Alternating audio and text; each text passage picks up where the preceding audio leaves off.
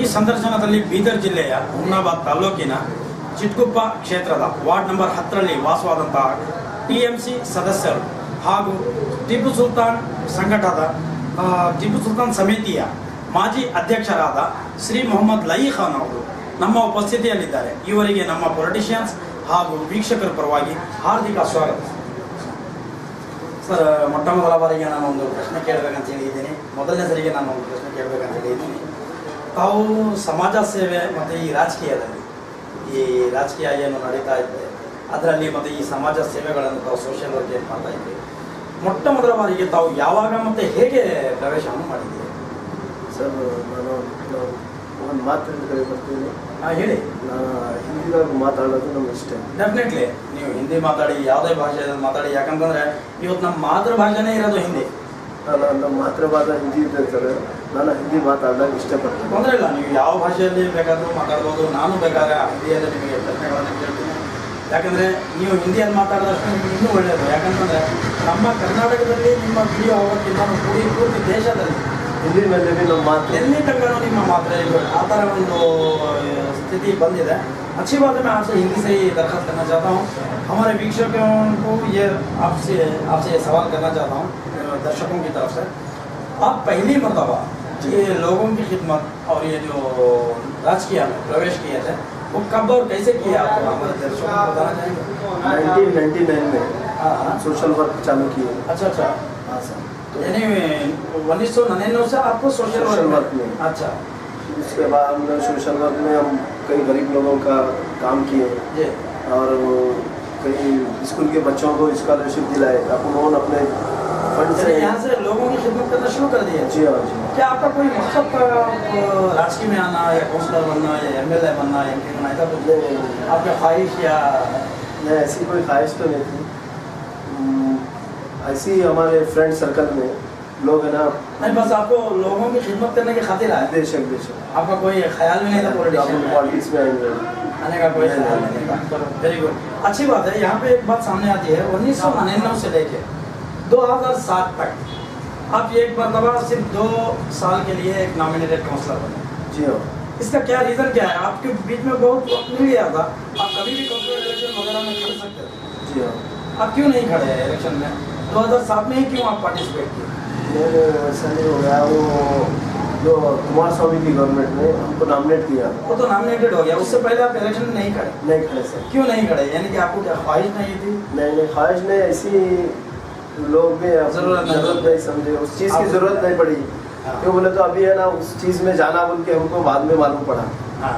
भाई इसमें जाए पॉलिटिक्स में जाने के बाद काउंसलर पोस्ट पे आने के बाद अपन लोगों की खिदमत करना, तो किससे कैसा फाइट करना, अपने को है ना MLA तक जाना, MP तक जाना, जाके है ना अपन एक काउंसलर बनेंगे, इलेक्टेड बनेंगे तो ना अपनी इज्जत रहती है. MLA से बात कर सकते हैं अपन, MP से बात कर सकते हैं. आप ये सोच लिए कि आप लोगों की खिदमत जो कर रहे हैं, अगर आपको यहाँ की एक सरकार हाथ में मिल जाए, यानी कि सरकार का मतलब होता है एरिया की सरकार, काउंसलर भी आपके बगैर पूछे कोई प्राइम मिनिस्टर भी अगर आपकी गवर्नमेंट इसमें आता है, एक खड्डा भी नहीं खोद सकता बगैर आपकी इजाज़त.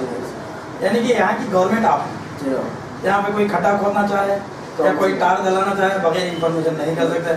जब तक आप नहीं मानेंगे वो कुछ नहीं कर सकते. बिल्कुल. जब ये सरकार आपके हाथ में आ जाए तो आपने सोचा कि लोगों की खिदमत करने में आसानी हो जाती है. जब नॉमिनेट काउंसलर थे हम जी, तो 2 साल के लिए कुमार स्वामी की गवर्नमेंट में JDS गवर्नमेंट BJP कोलिशन थी. जी. तो जब नॉमिनेट बनाने के बाद स्टेट में जो कुमार स्वामी जी का ये था जी, तो जब भी मरहूम मेराजुद्दीन पटेल साहब भी थे, जब मौजूद थे जी, MLA थे जी, तो मिनिस्टर भी थे. आप वक्फ बोर्ड के मिनिस्टर थे. फिर बाद में इनो धर्म सिंह की सरकार में थे. बाद में कुमार स्वामी जी और BJP जो अलायंस हो गए, जब ही जमीर साहब को बने, तो जब साहब को स्टेट प्रेसिडेंट बने. अच्छा. तो जब ही नॉमिनेट के लिए अपने को प्रपोज किए तो नॉमिनेट बन दिए. फिर उसके बाद गांव में पूरे जगह वार्ड बोले तो एक वार्ड में ये नॉमिनेटेड के लिए तो हर वार्ड आपका है. जी हाँ. तो पूरे वार्ड में जिस जगह वीक पड़ जाता है, काम नहीं करा पाता, आप घुस के काम करवाते हैं, मौका मिल जाता. तो हम लोग जब नॉमिनेट बनने के बाद हर वार्ड में कंसर्ट वार्ड के काउंसलर के लिए भी काम वर्क किए, चाहे वो BJP का काउंसलर हो या कांग्रेस का हो या JDS का हो. यहाँ कोई पार्टी का तासुब नहीं रहेगा. नहीं. सब सबके साथ। अरे वो हमारा नहीं है, ये इनका नहीं है, वो तो कुछ नहीं सोचे। बहुत अच्छा अंदाज में आपने काम करने का तरीका भी अपनाया था और हमारे दर्शकों को भी आपने बड़े खुलासे के साथ अपना इंट्रोड्यूस कराए हैं। अच्छी बात है, वक्त कम रहने की वजह से मैं आपको सवालों की तरफ नज़र रोशनी डालना चाहता हूँ। अच्छा, जब आप 2007 में नॉमिनेटेड करते उससे पहले तो आपको 2 साल का मिला था। अब 2007 के इलेक्शन में आप पहली मरतबा काउंसलर इलेक्शन जी लड़े और आपने बताया कि यहाँ के एरिया के जो सहयोग मिलने की वजह से आपके दोस्त अहबाब या आपके फ्रेंड सर्कल जो भी मिले थे आपको ज़बरदस्ती खड़ा करके जिताए थे, जो आपने हमें पहले ही कह दिया। तो अच्छा, 2007 का इलेक्शन जब ऐसा चला कि आप उसमें अच्छे बहुमत से जीते। जी हाँ। जीतने के बाद पूरी सरकार आपको 5 साल की मिल गई। अब जहाँ तक मैं जानता हूँ आप वार्ड नंबर 13 में खड़े हुए। जी हाँ, वार्ड नंबर 13 में जो मेरा कॉन्स्टिट्यूंसी नहीं है वो। जी वही तो मैं बता रहा हूँ कि हमारी इंफॉर्मेशन के मुताबिक 2013 में आपको वहाँ पर एक इलेक्ट वार्ड नंबर 13 में, हालांकि आपका वार्ड है 10 नंबर। 10 नंबर जो उसके बावजूद आप दूसरे वार्ड में जाके खड़े हुए थे, नॉमिनेटेड उससे पहले होने की वजह से वो लोग भी आपको जानते थे। हाँ, तो वही लोग है ना वार्ड नंबर 13 के लोग खिदमत कर रहे थे, देख के आप लोग दोस्त लोग हमारे वहाँ के बुजुर्ग लोग बोले नहीं आप है ना इधर से ठहरिए, हमारे एरिया को डेवलप जी। और हिंदुस्तान आज़ाद होने के बाद भी वो वार्ड से कोई मुसलमान वोट जीता नहीं। अच्छा अच्छा अच्छा। और आपके इंफॉर्मेशन के लिए सर, वहाँ पे मुस्लिम आबादी ज़्यादा नहीं है, बिल्कुल कम है। दलित है, क्रिश्चियंस है और अपना मराठे है। जी, तो अल्लाह के करम से हर लोग इसी जगह पर जाके आप हाँ। इलेक्शन किए। जी हाँ। एक्चुअली आप जीतने का रीज़न ये है, आप भेदभाव नहीं किए थे। जी हाँ। क्योंकि वहाँ पे आपने बताया कि मुस्लिम वोट ना होने की वजह से, उसके बावजूद आप एक मुसलमान होंगे वहाँ पे जाके इलेक्शन जीते हैं। तो ये सबसे बड़ी मैं समझता हूँ कि सिटगुप्पा के लिए ही नहीं बल्कि आपके पूरे बीदर डिस्ट्रिक्ट ये एक सवाल है। और क्यों? जी आज तक के कोई भी कैस्टिज्म के हिसाब से वोट में इलेक्शन में वोटिंग जीतता, लेकिन आपके लिए कितना बेहतरीन मौका मिला। वहाँ पे जैन्स हैं, आपने जो बताया, क्रिश्चियंस, दलित है, हिंदू है, सब मिलके रहने की वजह से उसके बावजूद आपको वहाँ पे अच्छी बहुमत लीड से यानी कि वही तो अच्छी बहुमत। तो अब वहाँ पर जो सरकार आपके हाथ में लगी तो उनके दिलों में आपके लिए उतनी ही मोहब्बत और ईमानदारी कायम थी, इसकी वजह से आप जीते हैं। अच्छा, आप उनके जो आपके ऊपर वो भरोसा करके जिताए हैं तो उनके वार्ड में डेवलपमेंट के लिए हो या वहाँ के लोगों के लिए आप क्या क्या खिदमत अंजाम दी? जैसे कि साहब वो पूरा स्लम एरिया, बैकवर्ड एरिया एकदम। अभी आप जाके देख सकते हैं। जी, मैं जाके आया हूँ, बताइए। तो वहाँ पे रोड है जी, पानी के लिए सहूलत है, ट्रेन है। उससे पहले तो वहाँ पे पानी की सहूलत नहीं थी, रोड भी नहीं थे वहाँ पे, यानी कच्चे रोड थे। वहाँ पे बिल्कुल बेहतरीन रोड्स है, नाली है, इलेक्ट्रिकल का कोई प्रॉब्लम नहीं है वहाँ लेकिन मैं जहाँ तक देखा हूँ आज भी थोड़ी थोड़ी बारी गलियाँ, यानी कि थोड़ी नहीं चली है।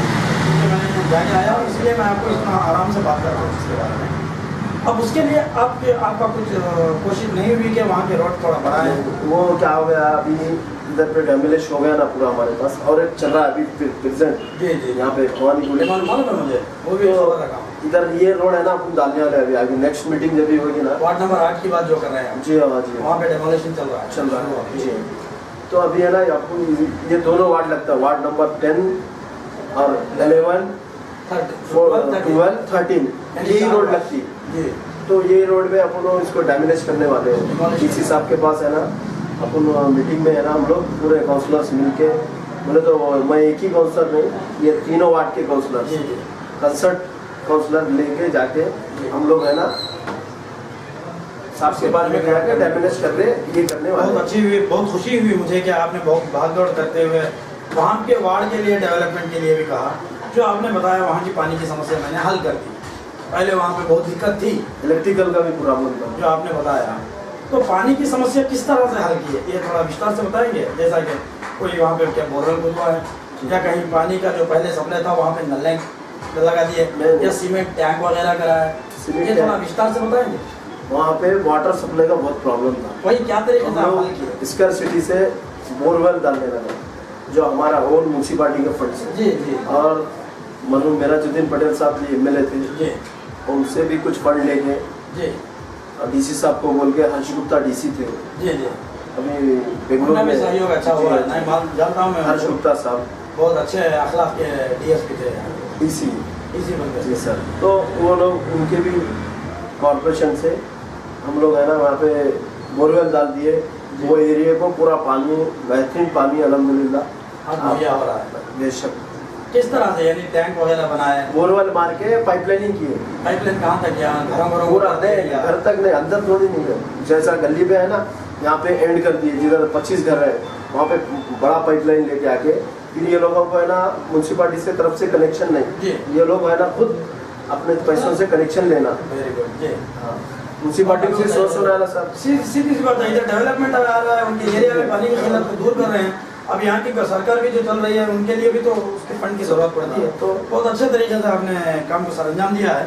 अब अच्छा आइए चलते हैं, हम लोग 2013 के इलेक्शन के बीच में बात करेंगे, क्योंकि 2007 के इलेक्शन में आपने बहुत सारा अपने एरिया में सहयोग किया, अपने नहीं बल्कि दूसरों के वार्ड को भी बहुत सारी सहूलत की है और डेवलपमेंट भी लाए।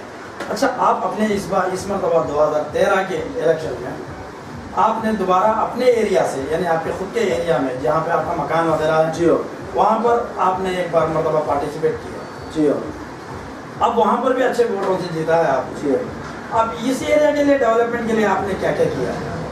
अभी तो इसको 2 साल तो हो चुके हैं। 2 साल तो 1 साल लेट हो गया हम लोग, क्या क्यों? एडमिनिस्ट्रेट करा। हाँ, यानी कि बॉडी नहीं बैठी। बॉडी नहीं बैठी। जी बिल्कुल। तो अभी बॉडी बन के 1 साल हो गया। तो अभी आपकी नहीं बल्कि सारे कर्नाटक की प्रॉब्लम है, बॉडी इस मतलब 1 साल देरी बैठी, लेयर बैठी, जिसकी वजह से सीएम सिद्धरामैया साहब ने अनाउंस कर दिया जी है, वो कांग्रेस के जो चीफ मिनिस्टर बैठे हुए हैं, 1 साल की अवधि आप लोगों के लिए बढ़ा दी गई। जी हाँ जी। यानी 5 साल में इलेक्शन होना था, अब 6वें साल में इलेक्शन होगा। जी। ये आप लोगों का 1 साल जो इधर गया तो अगले साल काम में आ जाएगा, तो आपके लिए कोई खतरा हुआ नहीं। लेकिन उसके बावजूद भी 8-9 महीने और हो चुके हैं, अभी तक क्यों काम शुरू नहीं हुआ? नहीं सर, अभी मीटिंग में हम लोग मीटिंग ली है जीबी जी। मीटिंग में है ना डीसी साहब के पास पूरा वर्क है जी। डीसी साहब भी है ना, हमारे जाफर साहब है, वो भी बहुत अच्छे आदमी हैं जी बिल्कुल। तो उधर पे पूरे म्यूनसिपालिटी के वर्क्स है, टेंडर उंडर हो गए हैं, अभी है ना टेंडर पूरे ओपन हो गए हैं। जी बिल्कुल। वर्क आर्डर की ज़रूरत है, अभी वर्क आर्डर साहब छुट्टी पे है। जी बिल्कुल। वर्क आर्डर जाने के बाद आप नेक्स्ट विजिट के बाद आप देख सकते हैं। डेफिनेटली नहीं, हम तो बार बार आ नहीं सकते, लेकिन आप लोगों के लिए यहाँ पे हम लोग एक सहूलत करके जा रहे हैं। आप लोग अब तक जितने काम किए हैं इसके हमें पूरा प्रूफ दे दें। हाँ सर। जो आने वाले प्रूफ हैं। जी हाँ। अब हमें हमारा एक ईमेल आईडी छोड़ के जाएंगे आपके पास। जी हाँ। तो उस ईमेल आईडी के जरिए हम आप लोगों से वो काम का जो डिटेल्स है वो लेके लोगों को दिखाएंगे, ताकि पब्लिक के सामने, पब्लिक का काम है, पब्लिक को सामने हिसाब किताब भी चाहिए, पब्लिक के सामने आप लोग कौन है क्या है मालूम भी होना चाहिए, आप लोग कितनी तकलीफ पड़ के ये काम को सरंजाम दिया है। जी हाँ। उन लोगों तक हम पहुँचाएंगे, तो हमें एक ईमेल आईडी के जरिए पहुँचा सकते हैं। अगला सवाल मैं आपके लिए जा रहा हूँ, तीसरा सवाल के लिए। ये जो है एक्चुअली ये सब जो आपने बताया कि मैं सिर्फ लोगों की खिदमत करने के लिए 1999 में यानी 1999 में आपने पहली मरतबा सोशल वर्क में इन्वॉल्वमेंट की, लेकिन इत्तेफाक की बात है वहाँ पे कुमार स्वामी की जो आपकी सरकार आई थी उस वक्त लास्ट मोमेंट में 2 साल आपके लिए एक नॉमिनेटेड काउंसलर का भी मौका मिला। उसके बाद में रही 2007 में आपको पहली मरतबा वार्ड नंबर 13 के काउंसलर बनना पड़ा। आज माशाल्लाह अल्हम्दुलिल्लाह आज भी काउंसलर हैं।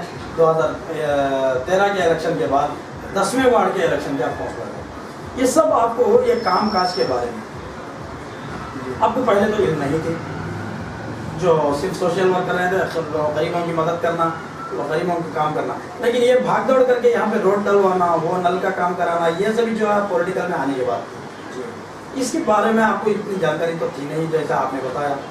तो ये सारी जानकारी आपको मालूम करने के लिए ये किसका सहारा है? क्या आपके दिल में किसी को उस्ताद मानते हैं जो ये सब काम कर इस तरह से करेंगे तो बेटा ऐसा होगा, नहीं जी ऐसा करेंगे तो ऐसा होगा, ऐसा करेंगे तो ये दर्शन ये जगह से जाएंगे तो ये आपका काम होगा। बहुत अच्छी बात है। ये सब जानकारी आपके लिए कराने वाले पहले जो आप अपने दिल से अगर किसी को उस्ताद मानते हैं या कोई है आपकी ज़िंदगी में उस्ताद? जी बहुत पते की बात की आपने। जी जी, कौन है आपके ऐसे उस्ताद? मरहूम मेराजुद्दीन पटेल साहब। अच्छा अच्छा, जो हमारे कायद है, हमारे उस्ताद, माजी अल्लाह उनको जन्नत नसीब करे। बेशक। आज उन्हीं की बदौलत जी बिल्कुल हम लोग ये मुकाम पाए अल्लाह के करम से। बिल्कुल, उन्होंने आपको सबसे पहले इसमें कैसे चलना है, क्या करना है, कहाँ कैसे कैसे काम कराना है, ये सब आपको वहाँ पर उन्होंने रास्ता दिखाया। अच्छा, इनके गुजर जाने के बाद अल्लाह उनके बेशक सचमुच जन्नत नसीब करे। क्योंकि उनकी बात जो है, हम लोग साउथ में भी आपके नाम में ही नहीं बल्कि साउथ के रहने वाले जो हम बेंगलुरु से, टुमकुर से, मराठे से के लोग भी मिलादुद्दीन साहब पटेल साहब के, मरहूम मिलादुद्दीन साहब के बारे में हम लोग तहे दिल से उनके लिए दुआएं देती हैं। क्योंकि वो ख़ासकर गरीबों के लिए, वो कोई कैस्टिज़म रख के नहीं किए, हिंदुओं के लिए हो, मुसलमानों के लिए हो, क्रिश्चियनों के लिए हो, बस ये देखते थे कि वो गरीब है तो उसके लिए रात को भी खड़े होकर काम किया जाए। क्योंकि इतने अच्छे दिल के भी हैं, कोई उनके घर से खाली हाथ नहीं जाया। हम लोग जहाँ तक देखते थे, जो भी फरमान लेके कोई जाता उसको वो पूरा करके भेजते थे। आज तक किसी को झिड़की देके नहीं भेजे, जो जहाँ तक मैं नॉलेज रखा हूँ। क्योंकि हमारा तो सारा दिन मिनिस्टरों से उठना बैठना होता है, ग्राम पंचायत वालों से लेके मिनिस्टर लेवल तक, councillor, corporator, MLA, MLC, minister, सभी से हमारा मुलाकात होती है। लेकिन ऐसे शख्स के बारे में हम कर्नाटक के अंदर बहुत कम सुने। वैसे भी हैं दूसरे भी, जैसे कि सीएम इब्राहिम साहब भी हैं, एक ज़मीर अहमद साहब हैं, ऐसे भी लोग हैं, लेकिन इनके लेवल की बराबरी करने वाला कोई नहीं। तो अल्हम्दुलिल्लाह, अल्लाह उनको जन्नत नसीब करे। हमेशा हमारे लोगों की दुआ भी निकलती है और आम पब्लिक भी उनके लिए दुआएं करती है। इनके बाद ये जब ये दुनिया से पर्दा फरमा गए, यानी कि दुनिया से वो गुजर चुके हैं, वो इंतकाल फरमा गए, तो इनके बाद आपके लिए जो रास्ता दिखाने वाला, सचमुच कहेंगे तो हम लोग यतीम हो गए। उनके जाने के बाद हम लोग यतीम हो गए। तो बाप की शफकत रखा करते थे मिलादुद्दीन सबसे, एक आम आदमी के लिए ही नहीं बल्कि हम मीडिया वालों के साथ भी उनका ताल्लुक़ बहुत अच्छा था। हम जब दुनिया से गुजर गए तो उनकी बात मुझे भी याद आ रही है। हम लोग भी इतना अफसोस करके खाना छोड़ दिया, हम ही नहीं बल्कि हर मीडिया वालों ने उनके लिए एक दिन शोक भी मनाया था। ऐसा तो कोई लीडर के साथ, यहाँ तक के ऑनरेबल इंदिरा गांधी साहब जब दुनिया से गई थी तो भी कोई मीडिया वाला खाना नहीं छोड़ा था, लेकिन मिलादुद्दीन साहब पटेल के जाने के बाद कर्नाटक के कई मीडिया वालों ने अपना खाना पीना छोड़ दिया था। शख्सियत थी, ऐसी शख्सियत थी उनकी, खैर अल्लाह उनको जन्नत नसीब करे। तो चलो, इनके बाद अगर आपको कोई और रास्ता दिखाने वाला मिला भी या नहीं? बहुत जल्द मिले ना सर। कौन? जो हमारे अभी गॉड फादर है, यानी कि कौन है, उनका नाम बता सकते हैं? इसका नाम पूरे कर्नाटक का पूरा हिंदुस्तान जानता है। बेशक जानता है। ऐसा कौन है सर? आपको भी मालूम है नाम? वही तो बताएंगे, तो आपके मुँह से सुनना चाहते हैं। ज़मीर अहमद खान। अच्छा अच्छा अच्छा, जो मैंने पहले भी बताया उनको भी नाम। यानी कि यहाँ कर्नाटक के अंदर 3 लीडर्स अच्छे हैं जो मुसलमानों के खैर बात है। ये तो दुनिया से चले गए हैं, अब 2 बचे हैं, एक ज़मीर अहमद साहब, दूसरा सीएम इब्राहिम साहब। भले वो कोई भी पार्टी से ताल्लुक़ रखते हैं, हमें कोई पार्टी से मतलब नहीं है। ये 2 हस्ती ऐसे हैं। अब तीसरा नया नाम कर रहा है तहज़ीब बानो का, ये बात भी ध्यान में रखें आप। वो गरीबों के लिए, ख़ासकर माइनॉरिटीज़ के, मुस्लिम, क्रिश्चियन और लिंगायत भी अभी माइनॉरिटीज़ में जमा दिया गया है। तो इन सब के लिए बड़ी बड़ी फैसिलिटीज़ गवर्नमेंट से लड़के ला रही है। अभी रिसेंट 2 महीने 2-3 महीने हुआ है, इंशाल्लाह कभी उनसे भी आपकी मुलाकात हो जाए तो बहुत अच्छी बात है। ऐसे हस्तियों में से एक ज़मीर अहमद साहब भी सामने होते हैं, जो JDS के कुमार स्वामी के एक दोस्त हैं, क्लासमेट भी हैं, सब कुछ हैं। अच्छा, वही आपको अभी मार्गदर्शन दिखा रहे हैं। बेशक। आपको उनसे क्या क्या हासिल हुआ? ज़मीर अहमद बहुत कुछ हासिल होगा सर। जैसा कि उनकी खिदमत जो गरीबों के साथ, उनकी कोई नसीहत आपके लिए? बेशक। बोलते ना हमारे को, बेटा सब काम करना, किसी का दिल नहीं निकालना, कोई गरीब का दिल नहीं निकालना। बेशक बेशक। तुम्हारे पास नहीं भी रहा तो तुम दूसरों के से लेके दे देना, अल्लाह तुमको देगा। बेशक। यानी गरीब मिस्किनों का ख्याल रखना चाहिए। आपको किसी गरीब मिस्किन के लिए कोई तकलीफ नहीं होना चाहिए। ये उनकी नसीहत पर आप भी चल रहे हैं, तो अल्हम्दुलिल्लाह बहुत खुशी हुई।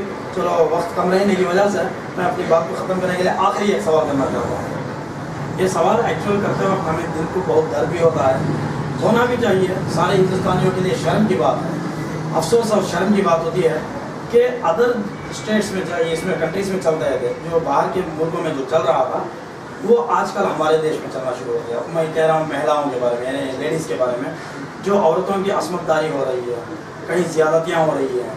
यानी हिंदी में कहा जाता है उनको दौर्जन्य, अत्याचार, उनके ऊपर जो अत्याचार हो रहा है, जुल्म जो हो रहा है, बेइंसाफ़ी हो रही है, जहाँ बजा कहीं रेपें वगैरह, ये वो सभी जो हो रहा है खास तरीके से, ये बहुत अफसोस और सचमुच कहते हुए भी शर्म आती है, दर्द भी लगता है हकीकत कि बाहर मुल्कों में हुआ करता था। कभी हम लोग टीवी वगैरह में देखते थे, अमेरिका में ऐसा एक लड़की के साथ इतने लोग मिलकर ऐसा किए, बाहर कंट्री, साउथ अफ्रीका, यानी कि बाहर के कंट्रीज में ऐसा अक्सर हुआ करता था।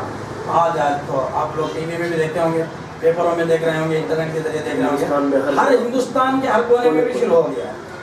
इसका मेन मकसद क्या है, ये रीज़न क्या है? क्या कहीं सरकार की ढील है या कोई पुलिस की बंदोबस्त नहीं है? क्या ये रीज़न क्या है, क्या वजह से शुरू हो रहा है? या आप इसके बारे में कुछ जानना चाहते हैं? सरकार की तो कोई गलती नहीं है, चाहे सरकार कांग्रेस की रहो, बीजेपी की रहो, जेडीएस की रहो। ये गलती, हाँ, ये भी बात सही है आपकी कि वो कोई भी पार्टी के लीडर हो, ये नहीं कहते कि मेरे पीरियड में आप लोग इस तरह से लड़कियों को असमतदारी को तकलीफ उठाओ, कोई भी नहीं कहता, क्योंकि अपना नाम खराब कर लेना नहीं कहता। बिल्कुल सही बात फरमाया आपने। तो चलो कहीं पुलिस की गलती तो नहीं, पुलिस की भी गलती क्या है इसमें? कैसे बता सकते हैं? भाई पुलिस को जब लोग यहाँ पे कुछ हो रहा है सर रोड पे बोल के इन्फॉर्मेशन देने के बाद तो पुलिस आ जाएगी। हाँ, आपका कहने का मतलब ये है जो हादसे हो चुके होते हैं बाद में पुलिस को खबर होती है। क्या कोई आधे साहब बोल के जाके मैं इसका रेप कर रहा हूँ बोल के फोन करके पुलिस को जाके जाते हैं? ये भी बात सही है आपकी लेने की है, यानी कि इसमें पुलिस की कोई गलती, तो इसमें पूरी गलती माँ बाप की है, भाई बहन की है, यानी उन लड़कों लड़कियों की माँ बाप की है और उनके भाइयों की है, उनके बहनों की है, उनके घर के बड़ों की है। आप थोड़ा उनके बता सकते हैं उन सब की गलती कैसे आ सकती है?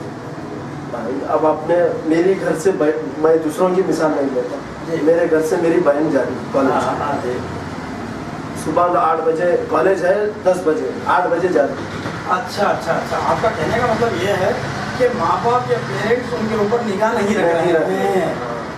दूसरों से बोलने से पहले मैं मेरे ऊपर डालता हूँ। हाँ, बिल्कुल सही बात आपने बताया कि उनके पेरेंट्स जो माँ बाप भाई होते हैं उनको पूछना चाहिए, भले लड़का हो या लड़की, कोई भी लड़की जो जा रही है या जा रहा है कॉलेज को या टाइमिंग, ये टाइम है, तुम किधर जा रहे हैं, क्या क्यों जा रहे हैं? भाई आप लोग 4 बजे कॉलेज है, आते रात में 8 बजे। हाँ, ये भी गलती है, सही बात। वो भी पूछना चाहिए कि क्यों, कहाँ गई? कोई बोलने वाला नहीं ना घर पे, तो पिक्चरों में देखे छोटे छोटे ड्रेस। हाँ, अच्छा, ये औरत की इज्जत कैसे, आजकल के सीरियल फिल्में गाने वगैरह घरों में भी सीरियल लगा के बैठ जाते हैं, इधर फैमिली के साथ देखने के ख्वाब भी नहीं, ऐसे सीरियल्स रहते हैं, इधर माँ इधर बेटी इधर भाऊ सब मिलके बैठ के देख रहे हैं। तो ये कल्चर को है ना पहले सुधारना चाहिए। तो इसका मतलब ये हुआ कि इसमें सरकार की गलती आती है कैसे? अब यहाँ पे हम लोग टीवी के सीरियल्स में जो छोटे छोटे जो बदल दिखाने वाले कपड़े, इसको सीरियल में हो या फिल्मों में हो या गानों में, आजकल के तो गाने हैं कि हम लोग महात्मा ने भी बैठ के अगर कोई देखना नहीं देख सकते, देखने के लिए शर्म आती है। एक उम्र रसीदे के सामने निकाले, यानी कि कपड़े बिल्कुल रहते ही नहीं उनके कपड़े। अब जब ऐसे फिल्मों में चल रही है तो इसका अप्रूवल तो गवर्नमेंट करती है, यानी ये फिल्म को सिग्नेचर करती है कि इसमें पब्लिक में दिखा सकते हैं, तो ये सरकार की यहाँ पे गलती आती है? नहीं, सरकार की गलती नहीं साहब, इसमें गलती पूरे माँ बाप की है। नहीं, भाई भी समझ गया, वो तो पिक्चर है ना साहब, नहीं फिल्म तो है, वो तो पिक्चर है, ये हकीकत है ना यहाँ पे। उसमें भाई माँ बाप की गलती है ना। पिक्चर है, पिक्चर 3 घंटे के लिए बनती, वो पैसा ले लेते, खत्म हो जाती, वो कपड़े सेम अपने बच्चों को दिला देते हैं, खुद माँ बाप जाके परचेस करके लाके दे देते। हाँ, ये बड़ी गलती माँ बाप की आती है, क्योंकि अगर वो कपड़े वो जो फिल्मों में डिजाइन के लिए मजा के लिए वो डाल के देते हैं, ये फैशन के तौर पर डाल के निकलती हैं, तो सीधी सी बात है औरत की नजर उस पर पड़ती है। अब वो आड़े टेढ़े ख्याल, औरत की हया कहीं में है साहब, पर्दे बिल्कुल पर्दा है, नहीं तो हया कहीं नहीं। इसका मतलब ये भी नहीं कि मर्द माने भी, यानी कि जो मर्द होते हैं उनकी भी कोई गलती नहीं है, ये भी नहीं है। नहीं, गलती वो भी तो सोचना चाहिए कि उनके माँ बाप, नहीं उनकी भी गलती है, वो लोग भी है ना, बोले कि लड़की की भी गलती नहीं, उसमें आधी गलती लड़के की भी है। हाँ, सही बात है, जो शरीफ लड़की भी रहती है उसके पीछे जाके ये लोग टॉर्चर देते हैं, टॉर्चर करना, ये सब करना, बिल्कुल। उनके घर पे भी माँ बहन होती हैं, उनकी भी माँ है, उनकी भी बहन है, अगर वही सुलूक उनकी बहन के साथ, उनकी माँ के साथ होगा, उनके बेटी या बहन के साथ या उनके माँ के साथ हो गए, तो जब सचमुच सोचने वाली बात है। आपकी बात जो है सचमुच दिल को लगने वाली बात है। अगर वो लोग ये सोच लिए कि जो घर पे हमारे माँ बाप, माँ बहन वगैरह हैं, इसी तरह बाहर वालों को भी हम बहन माँ या वगैरह समझ लें, तो ये चीज़ होती ही नहीं, ये सवाल नहीं हो रहा होता। यहाँ पे एक हर बात के ऊपर गौर करने के बावजूद सरकार को ये मैसेज मैं भी देना चाहता हूँ, क्या है कि उन फिल्मों में सिग्नेचर करके जो अप्रूवल करते हैं, ऐसे सीनरों को डालने से मना करना चाहिए, आर्डर निकालना चाहिए। जैसा कि अदर कंट्रीज में, सऊदी अरबिया हो या ऐसे मुस्लिम कंट्रीज में हमने देखा है, अब वहाँ पे इतना बिगी बंदोबस्त किया गया है, अगर कोई सीरियल आ रहा है तो उसमें पूरे नकाब के साथ रहेगा। जी, वहाँ पे भी फिल्में चलती हैं, लेकिन पूरे फीसद आप लोग के साथ, क्या कि इंडियन की फिल्में ही वहाँ पे चलाया जाता है, लेकिन उसमें ऐसे गाने वगैरह हैं तो कट करके दिखाया जाता है। इस तरह से यहाँ की हुकूमत भी कर सकती है, करना चाहिए, कर सकती क्या है, करना चाहिए। वो जो सही दूसरी बात, अब वहाँ का कल्चर ऐसा है, इतना कंडीशन होने के बावजूद उसके बाद कोई बलात्कार करता है, या कोई लड़का लड़की को छेड़ता है, या लड़की लड़के को छेड़ती है, सीधे से लेकर के आम लोगों के सामने खड़ा करके सर्कल में ही उसका सर कलम कर दिया जाता है जी। अब यहाँ हमारा डेमोक्रेटिक कंट्री है, वो तो नहीं कर सकते, लेकिन एटलीस्ट उस चीज़ के ऊपर ज़्यादा कोई कंडीशन वाली ये ला के दिखा दें, ताकि वो देख के डर के तो ना करें। ये हमारी भी मैसेज है लोगों इनके लिए, सरकार के लिए। अच्छी बात है, वक्त कम रहने की वजह से बात बहुत अच्छी डीपली चल रही थी, और मैं समझता हूँ कि और ज़्यादा आपकी इन्फॉर्मेशन कलेक्ट करूँ, क्योंकि बहुत अच्छा लग रहा था कि आपसे सवाल जवाब करने में, ताकि आप काम किए हुए ही नहीं बल्कि जो करने वाले हैं काम, उसके बारे में आपने बड़े आसानी से बताया। और रहा कि आप पुलिस वालों के बारे में भी आपने बहुत अच्छी तरीके से हमें सलाह दी, और रही बात कि यहाँ की हुकूमत वालों की तरफ से भी आपने दिया, पब्लिक वालों के बारे में नसीहत बताई, उन माँ बाप के लिए या वो लड़का लड़कियों के लिए अच्छी अच्छी नसीहत भी दिया आपने। बहुत खुशी हुई, वक्त कम रहने की वजह से हम अपनी बात को यहीं पर ख़त्म करने वाले हैं। अच्छा, ये हमारे दर्शकों की तरफ से और हमारे politicians India online publishing media की तरफ से आपको अभिनंदन कहते हैं। ವೀಕ್ಷಕರೇ, ತಾವು ಕೇಳಿದ್ರಿ ಮೊಹಮ್ಮದ್ ಲೈಕ್ ಅವರ ಮಾತುಗಳನ್ನು, ಅವರ ಸಂದೇಶಗಳನ್ನು ತಾವು ಕೇಳಿದ್ರಿ. ಇನ್ನಷ್ಟು ಮಾಹಿತಿಗಳನ್ನು ಇವರ ಬಗ್ಗೆ ವಿವರಗಳನ್ನು ತಿಳಿಯಲು ಲಾಗ್ ಆನ್ ಮಾಡಿ www.politiciansinIndia.com. ಜೈ ಹಿಂದ್, ಜೈ ಕರ್ನಾಟಕ.